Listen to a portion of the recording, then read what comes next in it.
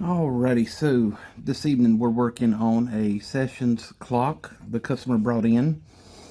They said that the main spring had unwound, and we did see that it had broke, and the reason for that is because of this, the click.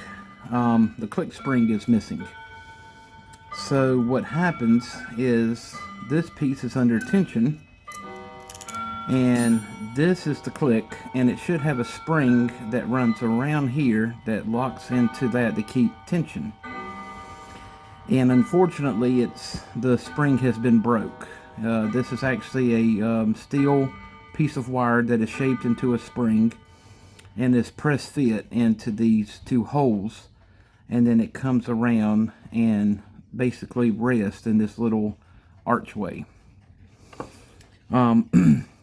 This particular gear is also very gummy, dirty, and it's kind of jammed up. It's locked up where you cannot really turn it smoothly like you should. You have to use a lot of force. So what I'm going to do is measure the arbors to find out which arbor is the tightest. Okay, so it would be this one. So that's a 0.218. And I'll write that down. Alright, now we need to find out the locking key, which one is the tightest for it. And it's that one. Perfect. Okay, so that one is a 0.156. Yeah, so I'm going to write that down here. All right, so now what we're going to do is go ahead and clean this up, polish it and get it cleaned. It is dirty, gummy, and try to work on breaking up this excess grease and grit and grime and dirt. We're also going to address the click because it's also sticking. It shouldn't stick like that. It should be free so that it would fall. Since it's not under any spring, it should just fall like normal, but as you can see, it's sticking and not falling. Okay, so we're going to work on that. We're also going to polish the pivot and recontour the end, and we're also going to polish this pivot here that comes to the winding key.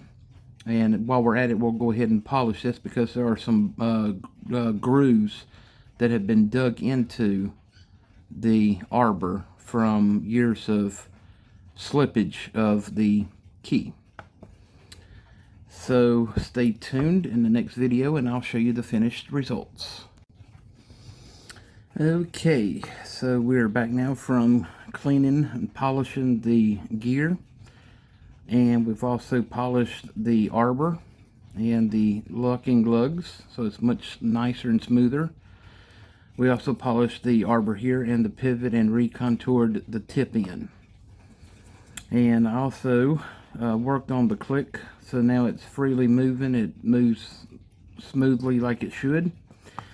And I also took the liberty to make a piece of brass, or excuse me, wire spring out of steel. I hope I bent this right, so we're going to do a quick trial and error fit.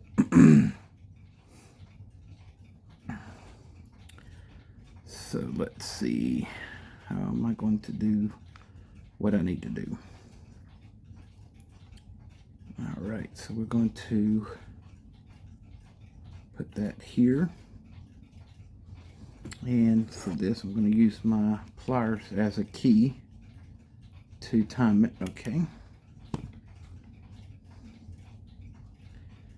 So this piece will go here. And this piece will go here.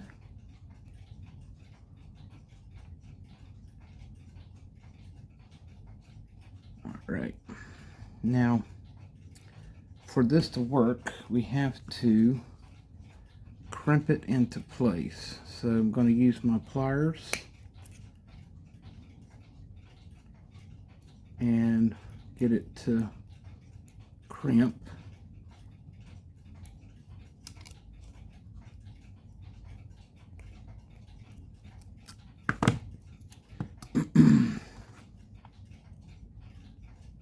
Alright, sometimes you have to do a little trial and error on these things. Okay.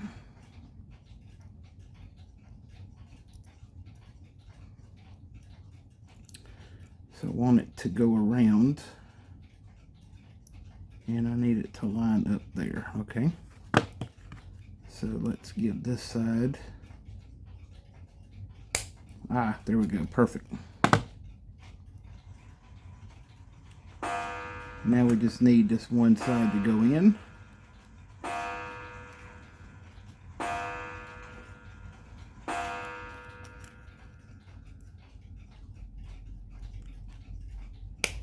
Perfect. All right.